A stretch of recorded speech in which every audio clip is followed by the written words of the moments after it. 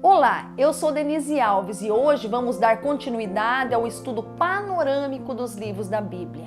Mas antes de tudo, vou te convidar a se inscrever no meu canal aqui no YouTube. E aproveite também para clicar no sininho para ser avisado sempre que tiver um vídeo novo. Então, vamos ao final da parte 2 do livro de Gênesis. Se você não assistiu aos vídeos da parte 1 e o outro vídeo com o início da parte 2, assista. Vou deixar o link aqui na descrição do vídeo. Também vai aparecer aqui em cima nos cards, daí é só clicar para assistir. Como já vimos, Gênesis descreve a origem de muitas coisas, do mundo, do homem, da mulher, do pecado, da redenção, da civilização, da família e de Israel.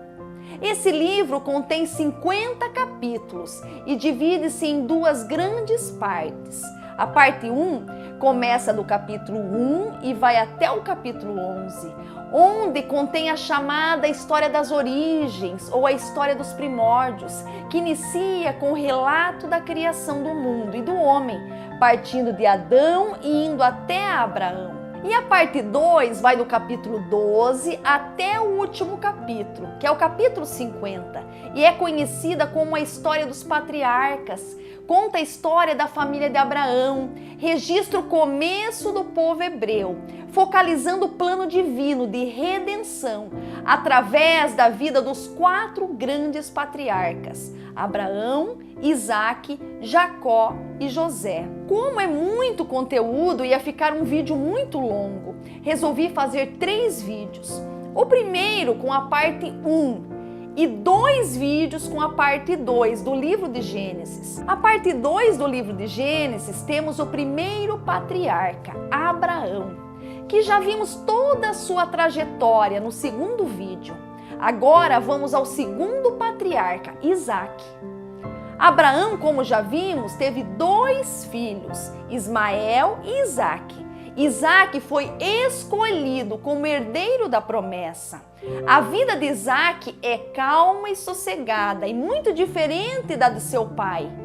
Ele foi, no entanto, como seu pai, um homem de fé e um instrumento de bênção. Vamos a alguns fatos da vida de Isaque. Seu nascimento, o episódio em que ele quase foi sacrificado por seu pai, e seu casamento com Rebeca já foram relatados no segundo vídeo, na história de Abraão.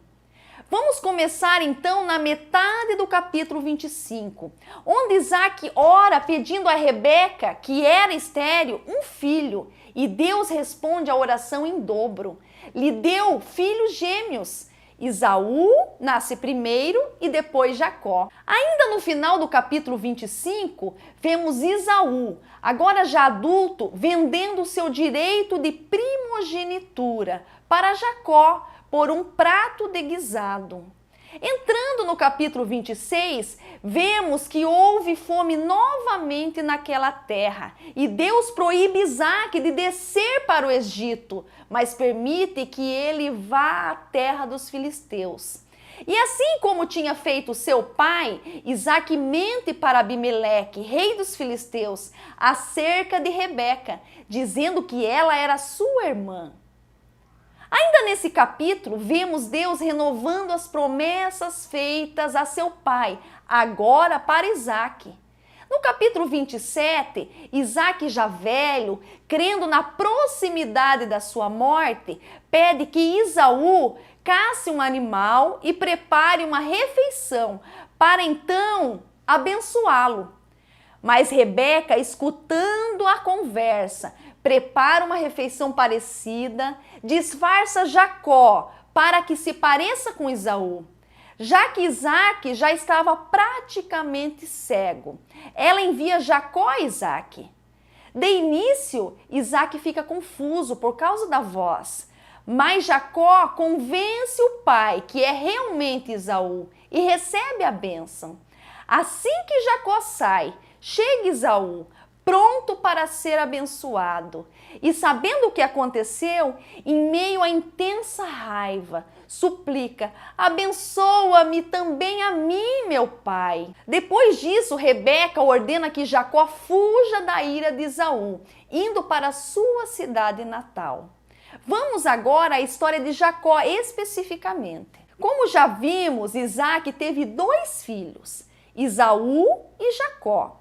Esaú foi rejeitado e Jacó foi escolhido como portador da bênção. Sobre Jacó, já vimos seu nascimento, a compra do direito de primogenitura do seu irmão, ele enganando seu pai para pegar a bênção e a ordem da sua mãe para que ele fuja da ira do seu irmão Esaú. No capítulo 28, temos seu pai lhe instruindo a ir a Harã escolher uma noiva dentre a parentela da sua mãe. Quando ele estava indo, parou em um lugar para dormir. Durante o seu sonho, ele vê anjos subindo e descendo em uma escada que ia da terra até os céus. E ele vê o Senhor no topo da escada, confirmando a aliança feita entre Deus e Abraão. Jacó, já acordado, promete servir a Deus, mas somente se ele o proteger e o promover. E Jacó chama aquele lugar de Betel. No capítulo 29, temos a chegada dele em Harã e o seu encontro com Raquel, por quem já se apaixona. Raquel é filha de Labão, irmão da sua mãe Rebeca, no caso sua prima. Então Jacó pede para se casar com Raquel, em troca de 7 anos de trabalho para o seu tio Labão. Mas na noite do seu casamento, Labão substitui Raquel secretamente por Lia, forçando Jacó a trabalhar mais 7 anos por Raquel. No final desse capítulo, temos o relato do nascimento dos 12 filhos de Jacó e sua única filha, Diná. Vamos pular um pouco aqui.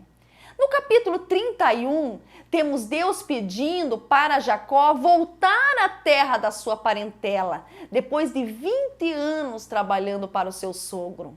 No capítulo 32, na sua viagem de retorno, quando Jacó estava sozinho no rio de Jaboque durante a noite, um homem vem e luta com ele até o amanhecer. Jacó não se entrega e Deus muda o seu nome de Jacó, que significa enganador, para Israel, um homem que luta com Deus.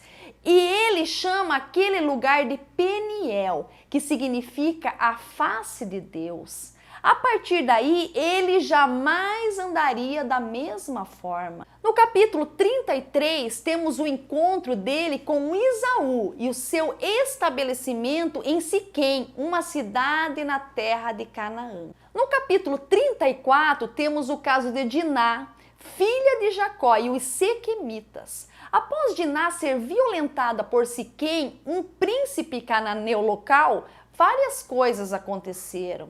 No capítulo 35, Deus ordena a Jacó que ele volte a Betel, onde ele teve o sonho da escada que chegava aos céus. Então Jacó edifica um altar e chama aquele lugar de El-Betel, que significa o Deus da casa de Deus. Ainda no capítulo 35, temos o relato da morte de Débora, a ama de Rebeca, e de Rebeca, que morre ao dar à luz a Benjamim e é enterrada a caminho de Belém. Agora vamos à história do último grande patriarca, aqui no livro de Gênesis, José.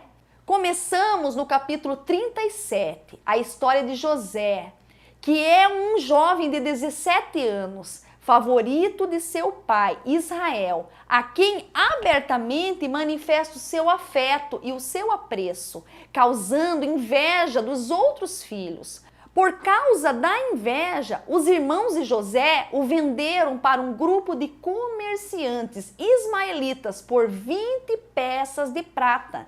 E enganaram seu pai, fazendo com que ele acreditasse que José foi devorado por um animal selvagem. No capítulo 39, temos José na casa de Potifar, onde ele torna-se um ótimo e fiel empregado.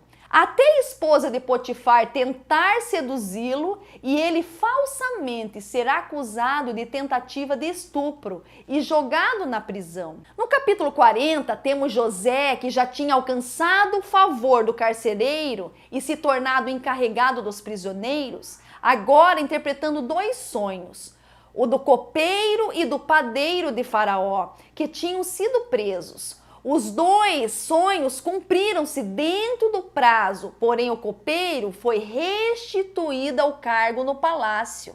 E se esquece de José.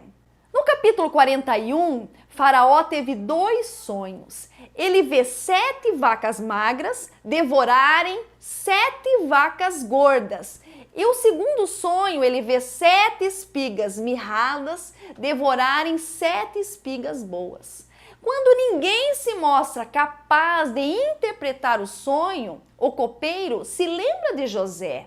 José é trazido da prisão e Deus revela a José que os sonhos de Faraó estão predizendo os próximos 14 anos. Os primeiros 7 anos trarão colheitas abundantes, enquanto os 7 seguintes trarão grande fome.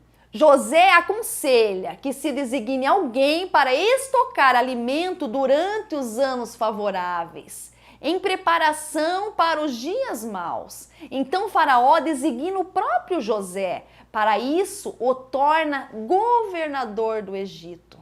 No capítulo 42, temos Jacó pedindo aos seus filhos para que desçam ao Egito, comprar mantimento, pois a fome já tinha atingido Canaã. Então foram seus 10 filhos. O único que ficou foi Benjamim, o mais novo. Chegando lá, José reconhece os seus irmãos, mas eles não o reconhecem.